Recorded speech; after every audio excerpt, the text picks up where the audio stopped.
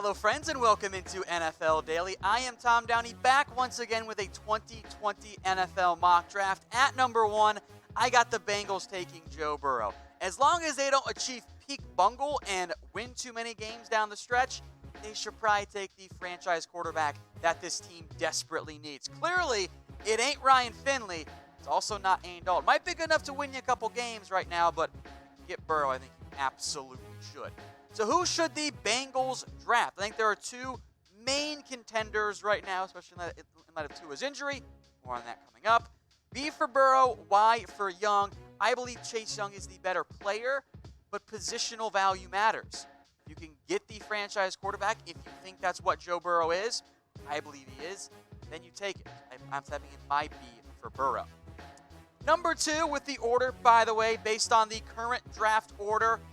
So don't yell at me for your team being too high or too low. Just the current order. It's not my fault. Chase Young.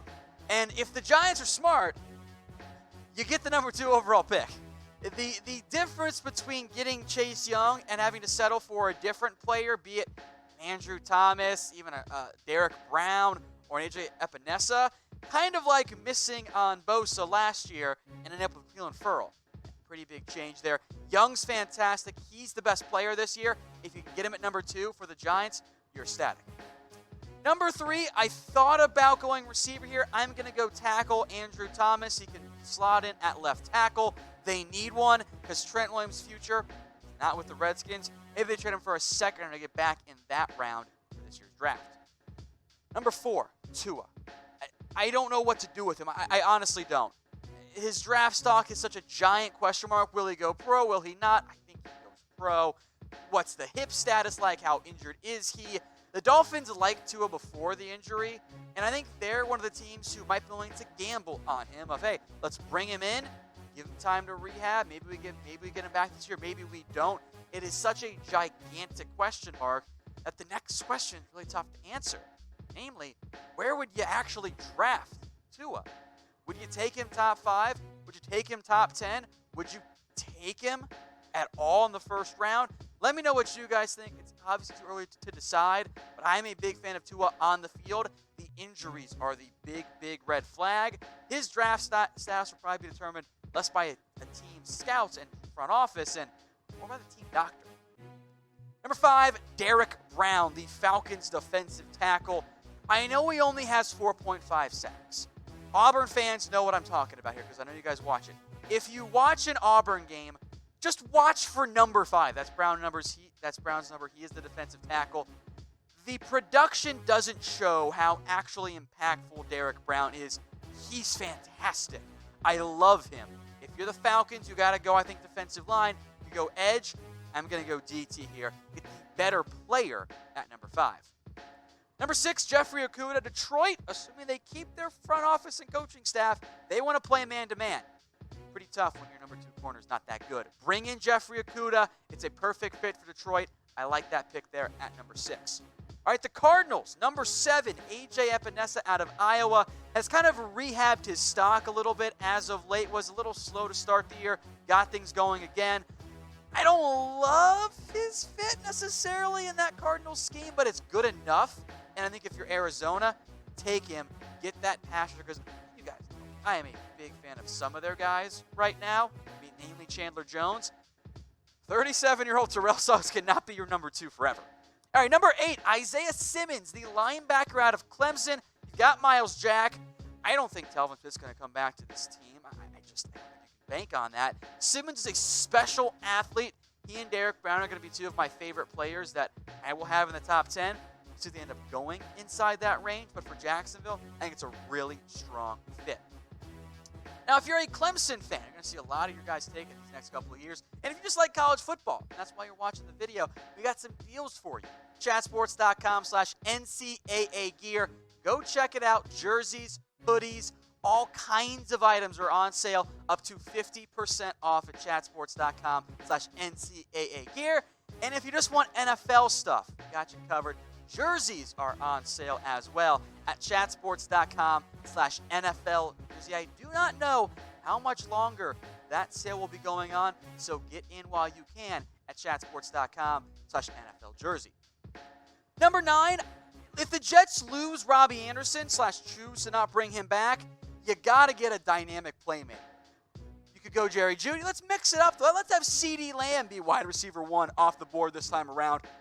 Get yourself a dynamic option for Sam Darnold. Help build around him. That's what smart teams do. I'm looking at you, Buffalo. You've done a great job helping out Josh Allen. Number 10, Justin Herbert goes to the Chargers. There are reasons to have some concerns about Justin Herbert, especially watch the last couple of games. I've seen some growth from him. I am not on the anti-Herbert train that I think some in the scouting community are right now. I think he's what teams wanted Daniel Jones to be coming out of Duke. I think that's what Herbert is, held back by an offense that doesn't let him throw the ball downfield, but there are the special throws. The accuracy, the completion percentage, I think has been better this year. I would gamble on Herbert somewhere inside of that round 1 range. And for the Chargers, Rivers is not your answer, maybe even anymore, not just long term. Maybe you take Herbert there if he's there at number 10. So how many quarterbacks will go in round 1? This is the tough part for me. I think you got 2 locks in reality. You've got Herbert, and of course you got Joe Burrow. 2 is a big old question mark because you don't know what's going to happen with that hip and how that recovery process is. Then you got guys like Jake Fromm, so middling. I don't want him in round 1. Jordan Love's got great upside, super inconsistent. Frankly, Jacob Eason fits that same mold. So let me know how many quarterbacks you think are drafted in round 1. Number 11, Denver. They still get an offensive tackle. They kind of slid in this mock draft, as it turns out. Kristen Wirfs out of Iowa. You can play him on the left side. I know he's mostly played the right side. You can plug him in at that left tackle spot. I think Denver's about ready to give up on Garrett Bowles. Number 11, Jerry Jeudy to the Eagles. That's not fair. He's so good. He and CeeDee Lamb are both going to be top 10 players for me, but in a deep receiver class, maybe they slide just a little bit more. The Eagles, yes, they've got needs in the secondary on the defensive line. Nelson Aguilar is probably not going to be brought back. They finally cut Matt Collins. Alshon Jeffrey doesn't look the same. Bring in Jerry Jeudy. There's a key option and weapon for Carson Wentz. The Tampa Bay Bucks at number 13 overall. Give them Jedrick Wills, the offensive tackle out of Alabama. They got to get some offensive line help regardless of what they do long-term with Jameis Winston. Wills checks in at number 13. 14, Carolina. A lot of this depends on what the coaching staff does with that scheme going forward once they bring in a new coach with Ron Rivera on his way out. Javon Kinlaw checks in at 14. He's shown a lot more growth this year. I think he's improved as a player. Teams will fall in love with what he can do for Carolina. With all kinds of free agents on the defensive side of the ball, maybe you just take one of the best guys left on the board. Cleveland at number 15. I wanted to tackle. The top 3 were off. I didn't like the options at this point. I'll give you Grant Delpit here instead. And Delpit comes in. He can be a key player for you in the back end, and safety is a big need there for tackle. But Delpit will probably slide because safeties always slide. Makes some sense, especially if you can figure out his tackling problems. Oakland Raiders, they are up here in the 2020 NFL mock draft, my latest one. Henry Ruggs at number 16. I know I've mocked Ruggs before. Much of what I've said before stays true. They need another weapon at wide receiver with CeeDee Lamb, Isaiah Simmons, and Jerry Jeudy all off the board, unfortunately, for Oakland. Let's go in with Ruggs here at number 16. He can absolutely fly. They need more speed on the outside at wide receiver. Some think he's the best receiver in Alabama. I don't feel that way, but you bring him in on the outside with, or maybe without, but I think with Tyrell Williams, Hunter Renfrow on the inside. That's a much better receiving core than what they're trying to get by with this year. Today's show is brought to you by BetDSI. Head over to chatsports.com/bet and use that promo code you see right there on your screen, NFL 120. It gets you a 120% deposit bonus. So you put down $50, we give you an extra $60 for free. It's the best betting deal out there. chatsports.com/bet. Number 17, Christian Fulton. I don't know if he's going to slide this far, but someone's got to slide it if his quarterbacks go early and the safeties and DTs go off the board. I like the fit here for Christian Fulton in Indianapolis. I think he would have success there. They could use one more corner. I didn't do it, but if Jordan Love does go pro, I'm not convinced he's going to. I think the Colts would be a really, really good landing spot for him, regardless of where they end up picking. Raiders again on the clock here, number 18, this pick via the Chicago Bears from the Khalil Mack trade. We'll get them a linebacker. This one, though, an off-ball on Kenneth Murray. I've mocked Dylan Moses a couple times before. I also want to mix it up for you guys. I don't want you to have the same exact pick for the Raiders or any team over and over again, especially when it's, early December. It's maybe a bit early for Kenneth Murray, but he would be an upgrade, and if you're not going to go Dylan Moses, maybe you're worried about that injury, he's the best off-ball linebacker left on the board. I think he's been a little bit better in coverage this year, and that's a big deal. He slots in right away, I think, at the middle linebacker position for Oakland. So Raiders fans, let me know what you think your team's biggest need is. Is it cornerback help? I didn't get you one, but that's an option too. Is it linebacker? Is it receiver? Heck, maybe it's even quarterback, which you guys got mad at me last year for saying just maybe watch out for Raiders taking one. They, of course, did not, but maybe that's an option this year. So let me know what you guys think in the comments section. Number 19, the Tennessee Titans, Gross Matos, the edge rusher out of Penn State. If he tests as well as I think he can, this might end up being a little bit too low for him. Comes off the board here to Tennessee, pairs with Harold Landry long-term from a really good 1-2 punch on the outside. Number 20, Shaun Wade out of Ohio State. I've featured him before. He's only a redshirt sophomore. I don't know if he's going to turn pro. If he does, I think he and Jeffrey Okudah will both be first-round picks. He's very talented. Jacksonville still needs somebody to, of course, replace Jalen Ramsey. I'm not going to put that much stock in Herndon going forward long-term. You got 2 first-round picks. This one from the Rams. Get yourself a cornerback. The Cowboys are up now in my 2020 NFL mock draft. Thinking about corner, thinking about defensive tackle. Javon Kinlaw's off the board. Derrick Brown's long gone. Let's go with Trevon Diggs out of Alabama. And I remember what happened last time we did a mock draft. People were like, but Diggs got beat against LSU. Reminder, expectations can be very skewed, I feel like, across many positions. Every single cornerback in history gets burned. That is the nature of playing the position, especially with today's rules. Beyond that LSU game where Diggs had issues against a really good group of receivers, he's been great. Here, just reference, I know the competition is different. Since that LSU game, his final 3 regular season games, does include Auburn, 1 reception on 11 targets for 20 yards. He fits the mold of what teams want. He's long, he's athletic, he's got ball skills. Everyone take a drink there. Get him at 21. I don't know if you can. It's a good fit knowing you are probably going to lose Anthony Brown and or Byron Jones. If you guys need yourself an NFL jersey, be it Cowboys or any team that you're a fan of, it's chatsports.com/NFL jersey. Check the description in the comments. Don't worry, we got it in there for you. All kinds of jerseys are on sale right now. Chatsports.com/NFL jersey. And by the way, if you're a fan of college instead, we got you covered too. Chatsports.com/NCAA gear. That's chatsports.com/NCAA gear. Up to 50% off all kinds of gear. Again, link in the comments and description because we got you guys covered. The Dolphins on the board now, or on the clock, excuse me, at number 22. Alex Leatherwood comes off the board. I think he's a tackle, but you might try and play him at guard. Either way, the Dolphins need all kinds of help on that offensive line. You're going to take Tua at 4. Let's get him his old protector at tackle in Leatherwood.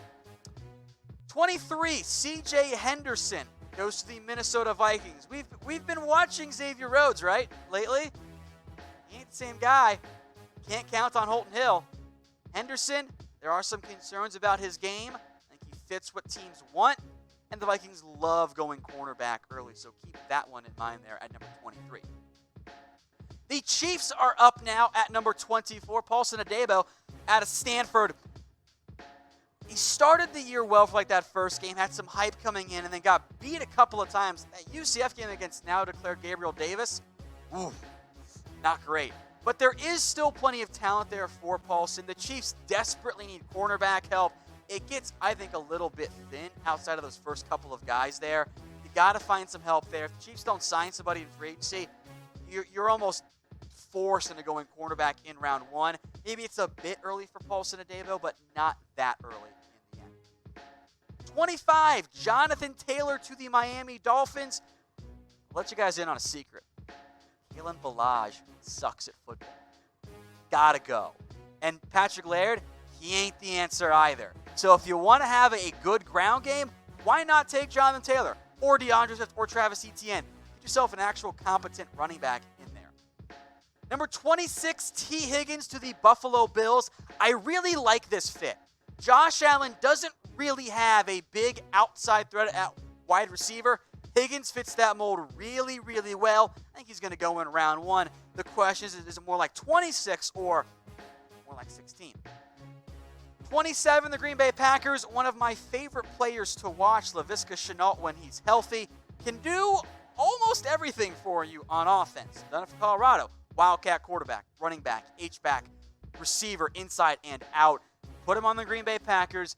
Get them another option, reliable one that's not named Devontae Adams. It's a good fit for Green Bay. Here's Dylan Moses at number 28. The injury does give me pause. The Saints are a team that I think could be willing to have a possible PUP start there or even a rest year there as well.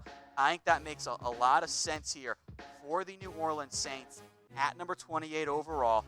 Getting that pick in, getting a linebacker who will come in and help you out in a big, big way once he's fully healthy. Number 29, the Boise State Bronco edge rusher Curtis Weaver going to the Patriots. I am not really sure how the NFL is going to feel about Weaver. I like him quite a bit. I think he's productive enough and good enough of an athlete, and you put those two things together. Normally, you're pretty good in the NFL. 29 overall, I like the value. He might fit enough flexibility to fit in with the Patriots. The San Francisco 49ers now on the clock here at 30. Reminder, I think they trade this pick because they're so light on capital. But many of you Niners fans have asked, how about a receiver?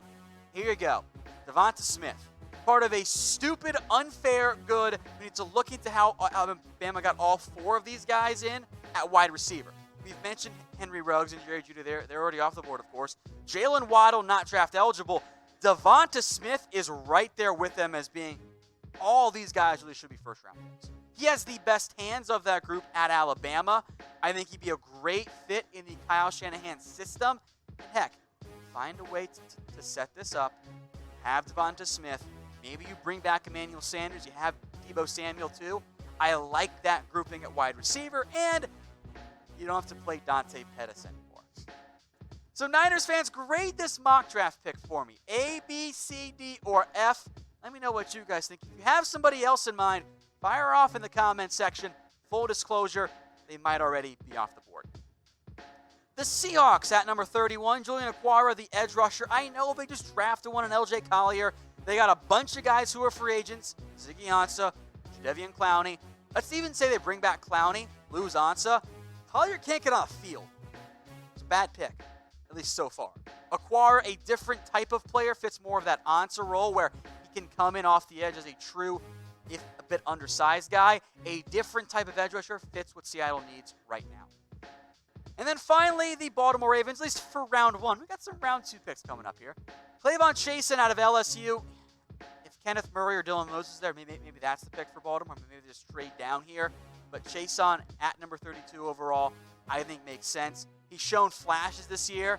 Another year might be best for him, but he's too good an athlete to not go at the back end of round 1. The upside is certainly there. As promised, some round 2 picks. Jalen Hurts to the Chicago Bears. I have no idea where he ends up going. I think NFL teams are going to be all over the map with him, frankly. He has definitely helped his draft stock, but he's also not Lamar Jackson. So just keep that in mind. 51, the Rams, Josh Jones, the tackle from Houston. This could maybe end up being that unheralded offensive tackle who sneaks his way into the end of round 1 like we've seen several years in a row now. So watch out for Jones on that front. Next up, the Saints, Terrell Lewis, the edge rusher. Bud Dupree might be gone just because of money and previous production issues. A little bit lesser this year, I guess. I like Lewis. I've seen some round 1 hype for him. Medical's going to be key. He's had some serious medical issues in the past and season-ending type of stuff there. He might flunk the medical side. That could push him down out of round 1. Finally, Houston, Ben Bredesen, the offensive guard. You got Laramie Tunsil. Great job. You still need offensive guard help as far as I am concerned. I think Houston is aware of that. Bredesen plays very well for Michigan. Frankly, a pretty good interior offensive line overall for that Wolverines team. I like him here in that late round 2, early round 3 range. So who did I leave out? Let me know in the comments section. I'm sure I left out players.